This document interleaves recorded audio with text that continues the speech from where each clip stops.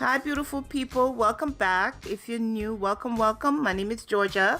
So you can tell from the title, we are going to talk about Love and Marriage Huntsville, Season 8, Episode 3, titled New Beefcakes on the Block.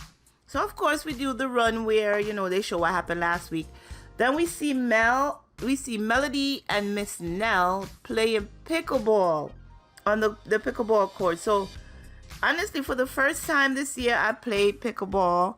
And I must say, I enjoyed it. So I know that we're having a good time. But one thing I must say, though, that ball didn't look like the right ball that you guys were using. It's supposed to be like a wiffle ball with holes in it. It's not supposed to be bouncing so much. But you guys, no wonder you had Miss Nell running over the court, Melody.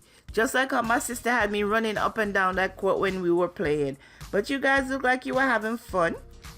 And then they go off to the side, they take a break, and now they're talking. For the real reason why Mel invited her out to play pickleball was probably to torture her as well as talk to her about why she didn't show up for the podcast. Because according to Miss Nell, she's saying that, after Mel spoke to her about it, she said she didn't really, now she realized that, she was needed, because Mel told her that she didn't even question if they were coming to support her, because Melody supports everything that Miss Nell has and she knows them to be a friend. So she was surprised to see that she and Chris was not in the audience. And of course, Miss Nell apologized. She said she got caught up. She was in another state. By the time she came back, all the tickets were sold out. But according to Mel, you could have called me and I would have made it happen. So, that excuse is, that's not given. So come with something else. She said, you be calling me like you have your problems and stuff. So, no.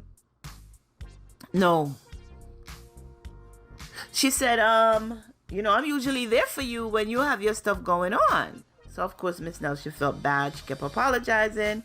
And then she asked Melody about Martell's arrest, because by now everyone had heard what happened with Martell. So Mel went in and told her, what exactly happened. And Miss Nell said, I'm against, before she even went in and told her the story, she said, I'm against, doing stuff like that. If you could work it out behind the scenes, without getting the police involved, and therefore you should have tried your best. Because I think Miss Nell has a son who has some issues with the authorities. And, typically we don't want to see our black men behind bars, because we know that, they do their stuff, but most of them aren't getting treated fairly and stuff like that. So we try to make sure that we feel that we need to actually protect them from certain things. And I think that's how Miss Nell was feeling, I think everything was fresh with her, with her son going into custody. So I think that's what was on her mind when she found out about Martell. So Melody went in and told her the reason why she actually signed the warrant is because now we have Ariane admitting that she has seen the video, that she shared it with her sister, and God knows who else has seen it. So therefore, she needed to make a point to Martell and everyone that, I'm not playing. This is not something you do. This is pretty disgusting. You as husband and wife actually share intimate moments. You think that's the one person you could actually trust to know that they keep it secret, and they're willing to release that to the whole world. I was actually watching, I like to listen to or watch true crime on YouTube, and there was a recent story where a pastor actually did that to his wife, released revenge P on her and put it on Facebook. And he took it down a couple of hours later, and then he went and actually admitted to her, yes, I put it up there, took it, because they were having some issues in their marriage. Young couple, young pastor and his wife. And he admitted that he put it up there and took it down. So people actually follow through and do stuff like this. And to make a long story short, his wife actually unalived herself recently. And I don't think it was just because of that. From the stories that I'm watching on YouTube, it says that they were having problems in the marriage, and it wasn't getting any better. And of course, she was having some mental issues, and because that might have been the thing that pushed her over the edge, so she unalives herself. But I digress. But she said once she knew that it was being shared out there, she needed to actually let people know that don't play with her, and you know it's illegal to do something like that. They then talk about Nell's husband Chris's daughter, so Nell's stepdaughter, doing an interview with a blogger, and basically saying that, you know, Chris and her mother was not done before Miss Nell actually came into the picture. Miss Nell actually cleared it up. She said if she was a side chick, she did not know, because according to Chris, he was separated from his wife and was actually going through a divorce when they started dating. So for the young lady to come out and, you know, say certain things that she did, it's not right, and it just hurt them as a family. So that was the discussion between Nell and Miss Nell and Melody. And okay, she was saying that Melody was saying also that Tisha and Kimi did not attend also, but we already know why those two did not show up, and they're gonna talk about it down the line. But she was not happy to know that it was only Stormy who showed up to support her, that the other ladies should have came, because if whenever they have certain things going on, that she shows up for them. So that was the first scene of it with Melody and Miss Nell. Then we have Stormy and Latricia. Okay, we're getting to meet one half of the new couple, Latricia and Ken. So we see Stormy having lunch with Latricia. We get to know a little bit about them, knowing that Latricia was a client of hers who became her friend. She knew Stormy knew Latricia when she was married to her first husband, and know that it was not a good marriage. Like that he was very controlling in the marriage, and she was not happy. So Latricia, I believe, is a personal trainer at this point. If I'm not exactly sure if that's all she does right now, but Stormy was, you know, asking her questions. But before they got into the questioning phase with her, she was telling Stormy, you know, let me know how's motherhood, how's your son doing, and you know, do you want any more? So we find out that Stormy, she's been talking about it for a while. Now find out that they're looking at a surrogate. They're actually working with a doctor in LA, and they're looking to have another baby soon. But her husband wants them to get a surrogate because of the difficulties she went through carrying Chest. Yeah, that's the baby's name, carrying Chest. So he doesn't want her carrying the next child. So then they're talking about, you know, how they know each other and how they met, and that Trisha's husband, ex-husband, was not a good person, and that she sees a whole difference in Trish now that she's with Kenneth, and they just look like they mesh and they go good together. So she asks her, she's like, what made you work out? Because we find out that Trish was working out 3, sometimes 4 times a day. And she asked her, you know, why did you work out so much? She said because she was angry. There was anger, and I'm guessing it had to do, you know, being with her husband. And she really, because Trish is a small person, so I'm guessing her husband was, I'm alleging or assuming that he was abusive. So she started working out to get strong, and she finally just decided to up and leave the marriage because she was not happy. She said they got married, she believed, for the kids, because she has 2 kids, a 17-year-old and a 10-year-old. So she figured she said she most likely stayed because of the children. And yeah, but she finally left, and now she is with Kenneth, somebody she's known since high school. They reconnected and they seem good together. All right, so that was the meetup with Latricia and Stormy and Latricia. And the next scene, we have Stormy and Courtney. They're going car shopping, and they're going car shopping for a classic car. And this is the part that had me laughing. I had me to go do some research, Stormy. God damn it, because I'm like, okay, I need to know the answer to this question, because she's saying they were looking at a Lincoln Continental car. And she said to Courtney, I wonder where the name Lincoln Continental came from. I wonder it's from Abraham Lincoln. And the producers are so shady. They put this sound over it like, duh. But now I'm like, damn, I feel like I need to go find out. So yes, I went to go research it. And we get to find out that the Lincoln Continental car is named after its European inspired design Zephyr, Zephyr, and the Zephyr is made by the Lincoln division of Ford Motors, and it was made from 1936 to 1942. So I had to go get a little bit of history lesson from Wikipedia. As you see the cars on the screen, the two cars, the Lincoln Continental and the Lincoln Zephyr is on the screen. And the reason why they compared it to is because of the hood, the length of the hood, how long it is. So that's the two things that make them similar. So yeah, Stormy, you and I found out why the Lincoln Continental is named the Lincoln Continental. So all right, with that now, Courtney said, you know what, as a matter of fact, I'm just gonna get the Buick. So after all of that, Stormy said she don't like the Buick, she liked the Lincoln Continental because it could easy to get into the back seat. I believe the Buick was 2-door and the Lincoln Continental was 4-door. She's like, we could get in the back seat and get busy and start working on baby number 2. But she said, but anyway, we're gonna have a surrogate anyway, so it don't matter. And then they talk about how they're gonna do it, and she said she would schedule the interview.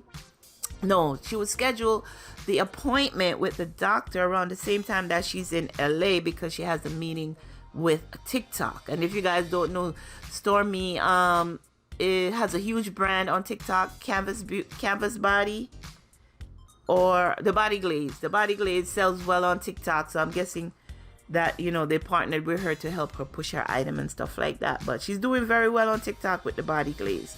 Even though some people are saying, some other YouTubers that are listening to are saying that people are complaining that they have not received their items that they purchased, that after when they get it, that it doesn't smell right, or that it has like mold growing on it and stuff like that. But I have not ordered it yet, and I don't know if I will. But congratulations to you and your success with your Body Glaze on TikTok, Stormy.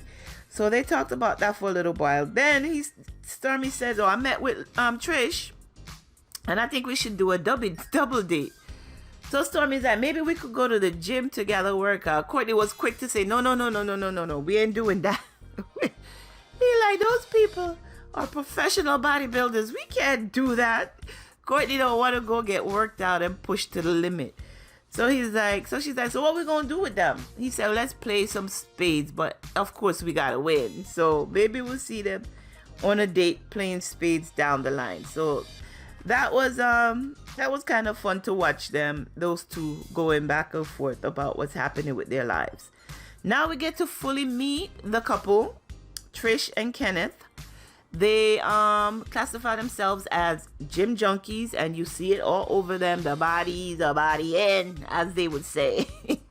Their bodies are body in. We are introduced to Kenneth where he steps into the room and it's as if the angels are singing and everything is glowing the way the producers did it. I'm like, y'all need to stop. Yes, the man has a nice looking body, but come on. You don't have to do all of that. So, and of course, Trish is also fit. You could tell that they work out.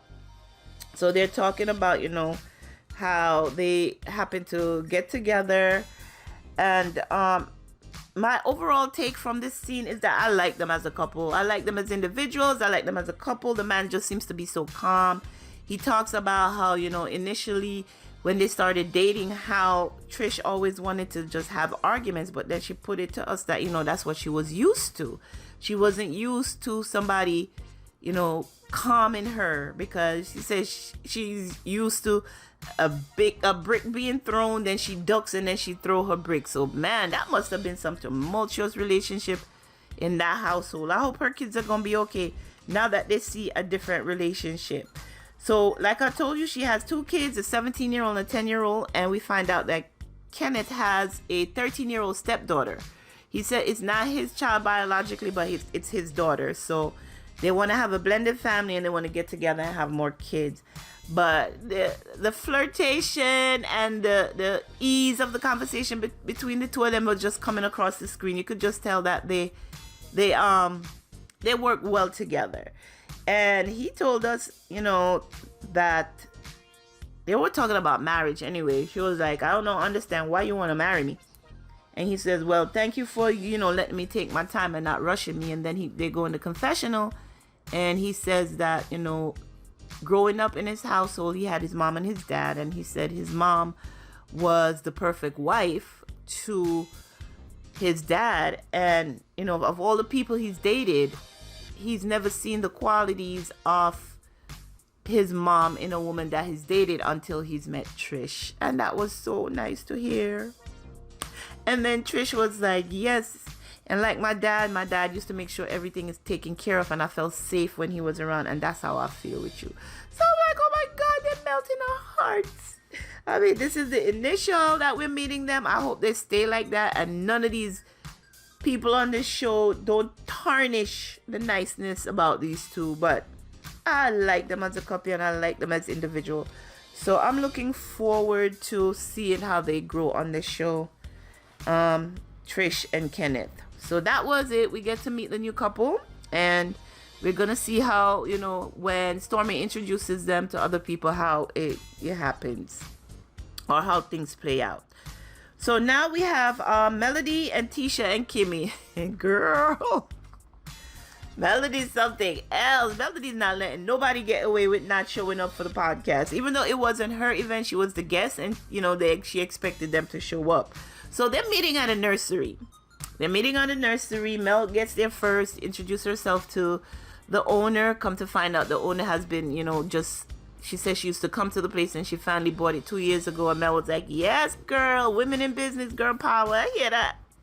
And then we have Kimmy showing up, and then we have Tisha. Everybody wish everybody a happy new year. They sit at the table because what they're going to do is repot some plants. So they're going to take some little succulents or whatever out of a small container and put it in a pot. And I guess that's a great idea. You come and pot your own plant. They're sitting at a table. I think that's a great concept. Melody was saying how it smells so nice and clean in there, I guess, with all the plants and stuff in the air. But they were just catching up. What's going on with you? Tisha let them know that the whole family went to South Africa. They had a wonderful time.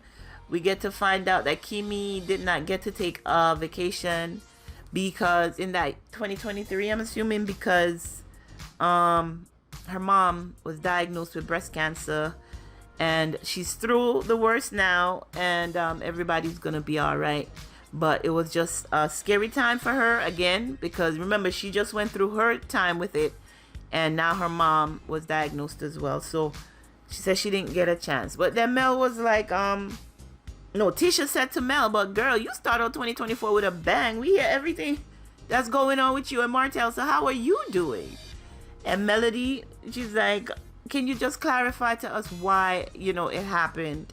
So Melody again went in and told them that, Ariane was saying that she saw the video and her sister seen it and stuff like that. And when I went to sign the warrant. Like, she's like sign the papers. So I went and signed the warrant.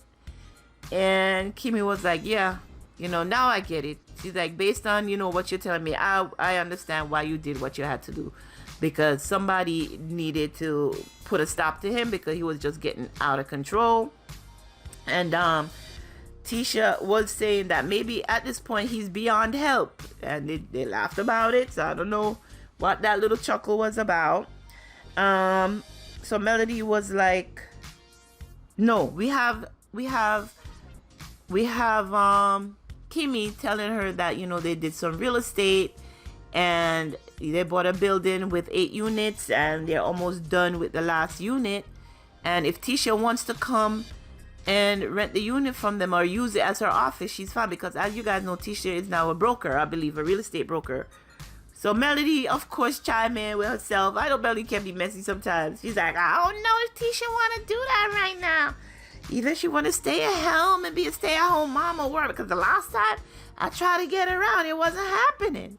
So Tisha goes in and explains that, she thought since her youngest daughter was in school, she would have more time on her hands to be able to focus on what she needs to focus on. But she said now she's joined the PTA. She's the treasurer for the school. She have a lot of school events going on and she still don't know.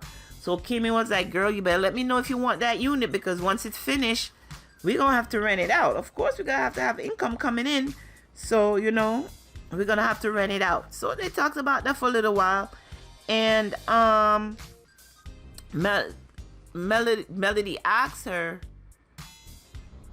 them, as I would say. But before we get there, when they asked Melody, so how things going on with you, she was like, why don't you ask your husband? Since he got so much to say.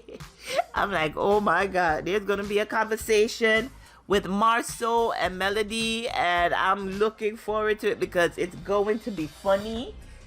It's going to be a back and forth. They're both quick with the lip. They're both, they have words ready to be thrown at each other. So it's going to be interesting when Marceau and Melody meet up.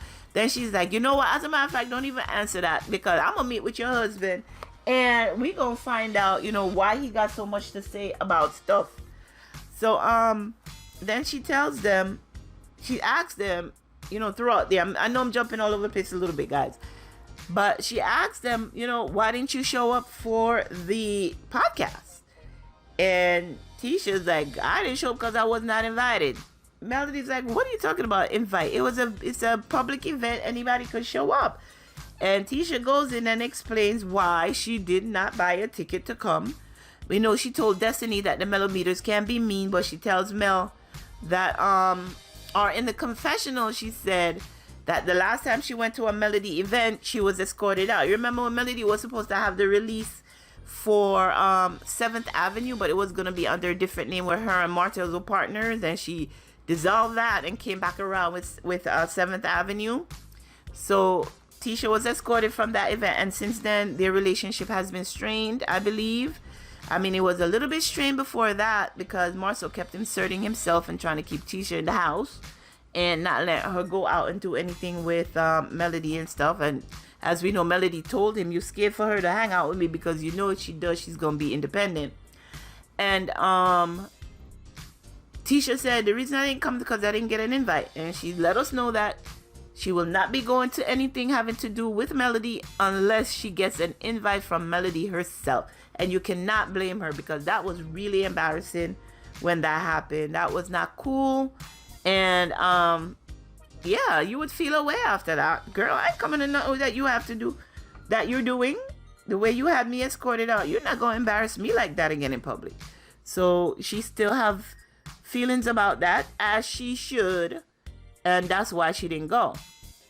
Now we have Kimmy telling the reason that why she didn't come. She said, your people, your followers can tend to be mean. So Mel said, what are you talking about, the Melometers? She said, yeah. She said they were being mean at that event. And Melody was like, what you talking about? You weren't there, so how do you know? How do you know they were being mean? And they were like, yeah, Sonny told us. And then Mel let him know that, no, they were being mean to Sonny because of the situation with Destiny and how, it's a bad look and stuff like that. And Kimmy was like, well, it kind of is a bad look because, the girl code was kind of broken. So Melody started laughing. Kimmy was like, why you laughing, girl? Why you laughing? So Melody was like, I don't know if Destiny should be the one talking about girl code, based on everything that she's done. Kimmy was like, why would you say that? It's not like she slept with your man. Melody was like, well, I don't know what Destiny's been doing. I won't put nothing past her. So guys, you gotta read between the lines where that is concerned. So Melody, I'm assuming, believes that Destiny has messed around with Martell. She's like, but that's your friend. Mel was like, we were friends. But based on how she moved, I ain't doing that.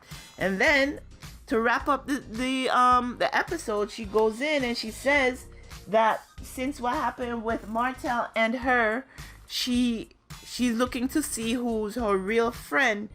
And she could see the fake one coming. The fake one's coming a mile away. And then why did the camera pan over to Tisha? I'm like, these producers are messy. They are messy, yes, and that is where the episode ended. So, yeah, we see the ladies trying to build their relationships again.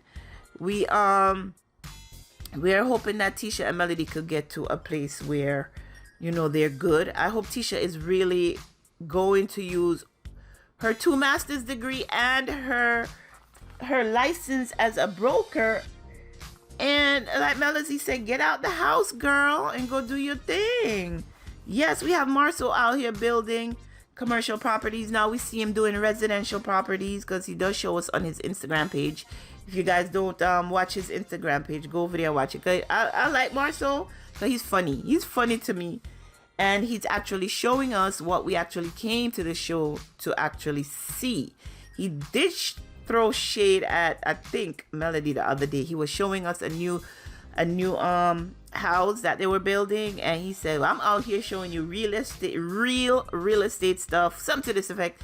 I'm not showing you property preservation where you're out here replacing toilets and stuff like that. I'm like, come on now, dude, don't do that. Don't talk down on people's stuff like that. He's like, we're building stuff from the ground up, so this is, we're showing you how it's done. We saw the shade, Marcel, that you tried to throw in there. But yeah, that was the end of the episode. We saw some previews of what's upcoming. We see Chris and Marcel having a conversation where Chris is confronting him about saying that Miss Nell is a side chick. What else we see? We see Destiny having a talk with Kimmy and Tisha, and some other stuff we see coming up. But yeah, that is the recap and the review of season 8 episode 3 of Love and Marriage Huntsville, titled New Beefcakes on the Block. Looking forward to seeing more of Trish and Kenneth. Ken, she called him, and Kenneth. Thank you for watching, guys. Make sure that you like this video, subscribe to the channel. If you into reality TV reviews, entertainment news, celebrity news, make sure that you go ahead and subscribe to the channel. And until next time, be sure to take care of yourselves and your families. Bye-bye.